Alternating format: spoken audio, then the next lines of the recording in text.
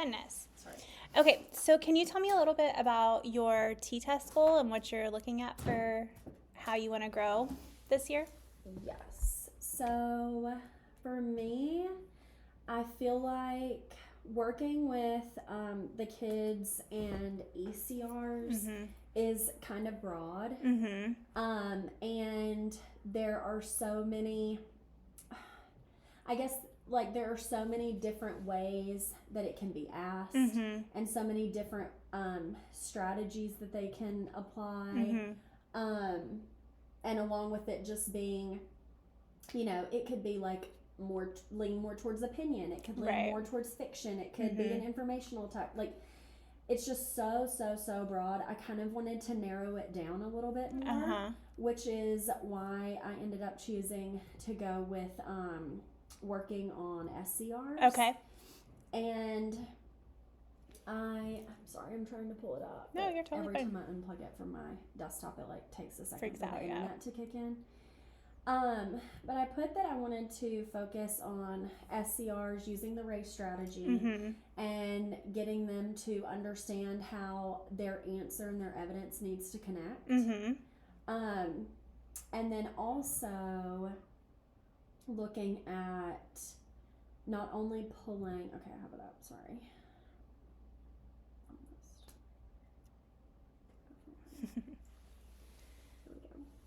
So it kind of sounds like you're wanting to look at a couple different areas. You're wanting to look at building that SCR as like a foundation for the ECR. Yes. And within that, you're going to have to do some assessing of how they're doing. And you're also going to have the kids doing some like reflection and things like that as well. So I put content is the PISD instructional model part that my goal aligns to. And then I put like my actual SLO statement is like I want to improve, or I want to get better at asking in-depth questions for all kids so that my students can comprehend and answer open-ended questions using a text. Okay. Because another piece, and that is kind of the kicker on mine that I think that I've added and kind of changed from goals that I've done in the past, is for all kids. Okay. Because I feel like sometimes it's really easy to get your higher kids to be able to answer these questions.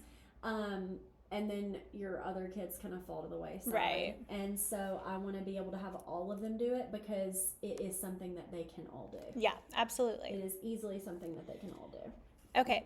So with our program, there's kind of 12 areas that we can choose to focus on. And I've taken them and I've kind of aligned them to our 3 priority elements for Plano. So cognitively complex tasks, student interaction and collaboration, and asking in-depth questions.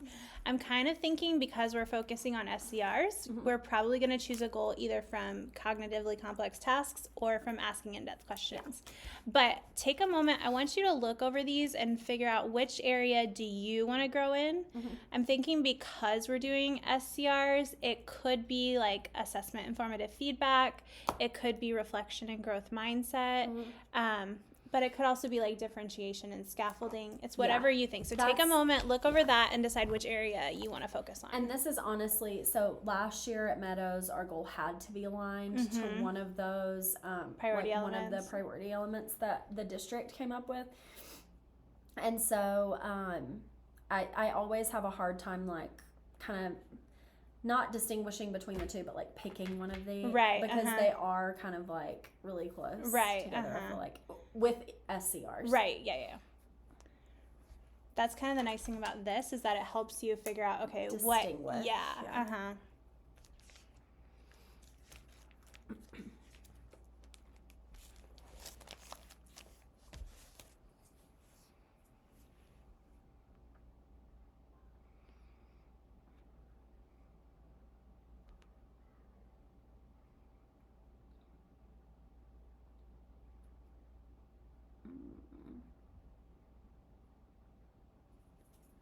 I don't know, because I mean, I feel like I definitely could use like differentiation could be a growth area for me.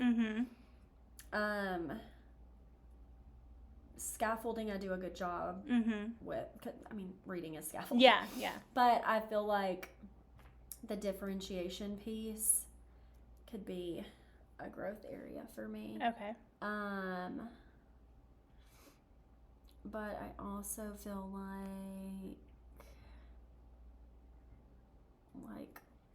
like getting them to track their growth, getting them, like, I've always wanted to do like one of those boards where like tracked our kids' progress and they were like able to help do it. You know what I mean? Yeah. And then the beginning of the year starts and you run around with your hair on fire Right. and it gets thrown to the wayside. So, like, I don't know. I feel like maybe I'm leaning more towards cognitively complex tasks. But The differentiation and scaffolding. Okay. So this one is going to be like designing and then tracking. This one is going to be like differentiating and scaffolding. From what you're talking about with like the data wall and stuff, I would almost classify that more as like reflection and growth mindset. Okay. So if we want to start with differentiation and scaffolding, we can then move towards reflection and growth mindset. Let's do that. Okay, perfect. Because that could be a good flow. Yes. Okay. So we're going to go with differentiation and scaffolding. And then the next thing we're going to do is we're going to look at the current rubric and we're going to figure out where are you right now and then what does your goal want to be. Okay. So when we're looking at the differentiation and scaffolding, we're going to break it into resources and learning experiences and then individualized learning. Okay, so let's start up here with resources and learning experiences. A level 1, so it goes from least proficient to most proficient. So let's just start with these level 1 factors. Curates and or designs and facilitates standard aligned resources and learning experiences. Do you feel like you do that already? Yes. Okay, so tell me a little bit about what that looks like in your classroom.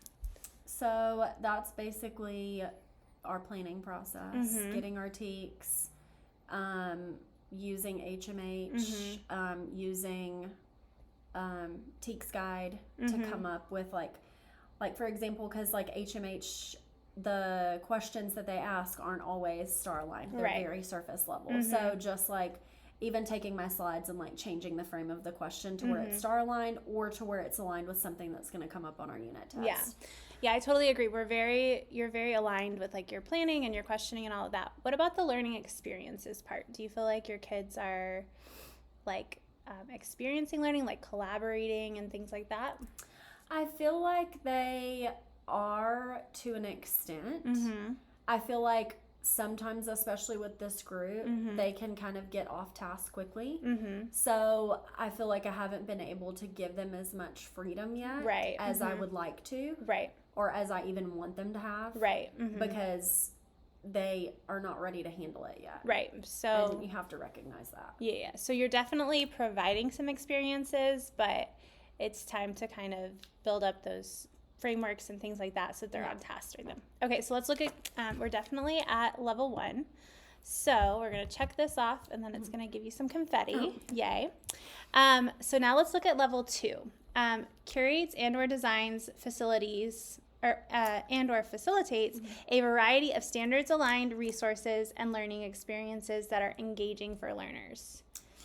That one I feel like I kind of struggle with only because like sometimes it's hard depending on what it is to make reading engaging for them because a lot of them like they even come in and they're like, well, math is my favorite subject or science is my favorite subject, you know, and at least this year I do teach science too, so I have that like where I'm like not just your reading teacher, you know, going for me. But I feel like, you know, when you start to get into the informational text and the text structure and you know, graphic features and all of that, things that are not just super interesting to them, it's hard to make that engaging for them. Okay, so it's hard for me to make it engaging for so them. That engaging area is where we kind of want to grow.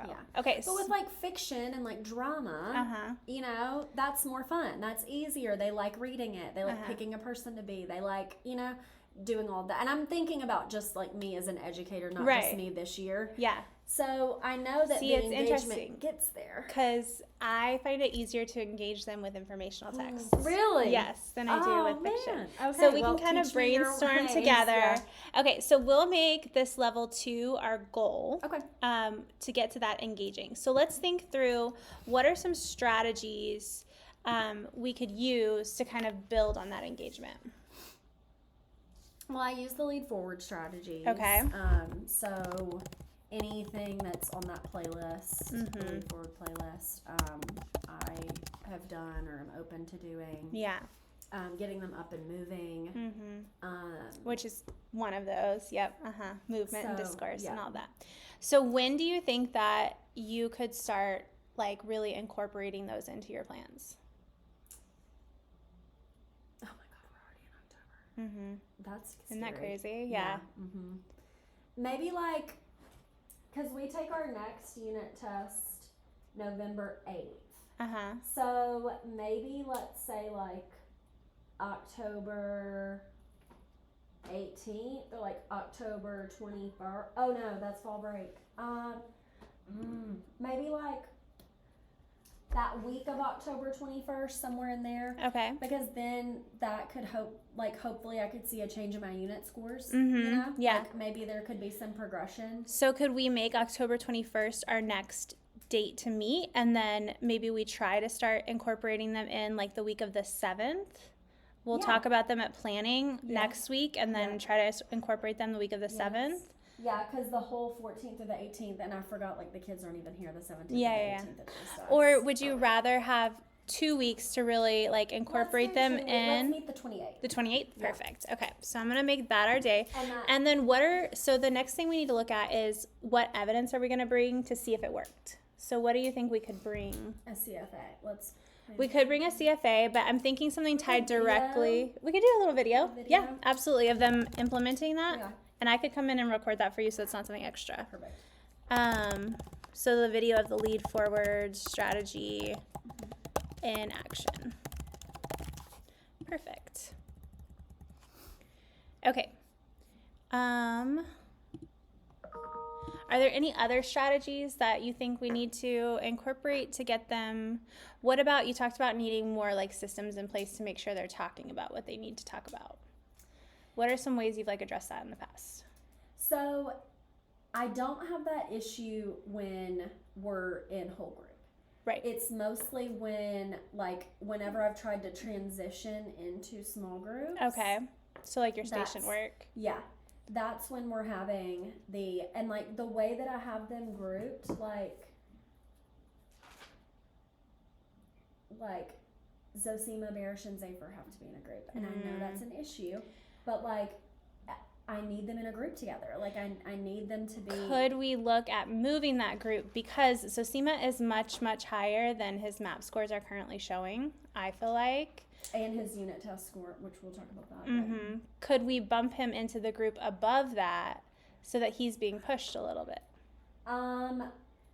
We can look at that. Okay. Right now that is like practically a pace group. Okay. That's the problem with this class too. Is you don't really have the bell curve. I don't have a middle of the ground. Yeah. Like not middle of the ground, middle of the road group. It's like Knox, Aubrey, Julian.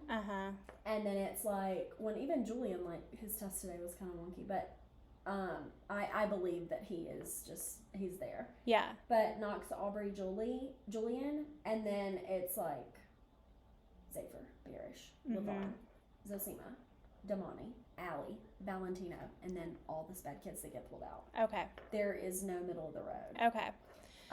So maybe we can look at something that addresses the behavior side of it, because that's really like the norms for what they're supposed to be doing in stations, right? So how can we kind of reset that? So I have the checklist. So they do know like what they're supposed to be working on and what their goals are. And do you have them posted anywhere where you can like just point to them if they're getting off topic, like the expectations for stations? No, that's a good idea. Okay. Like a station expectation checklist. And then their weekly checklist is something that they are filling out to keep accountable. Yes. So, yeah, I like that idea. Okay, perfect. So that is like a super easy strategy. When do you think you could have that done by? Next week. Okay, perfect. So I'm going to put, I'm not here tomorrow, so maybe do like Wednesday. Tuesday, okay. I'm going to put Friday, and then that gives you time to go over it, and then I'll just pop in and take a picture of it. We can upload that as the evidence. Perfect.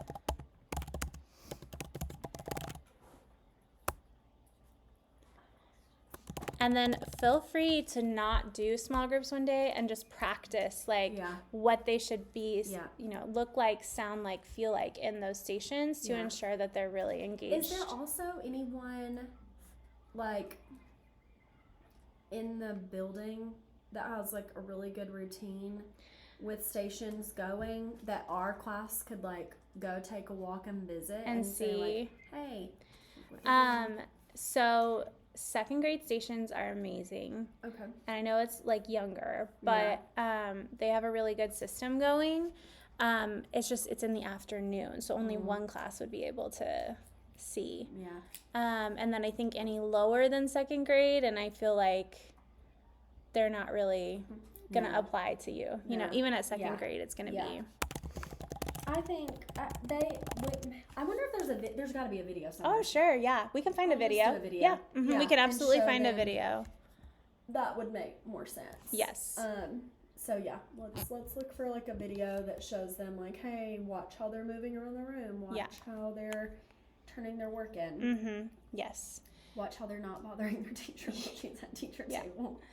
So the other side of differentiation and scaffolding is individualized learning.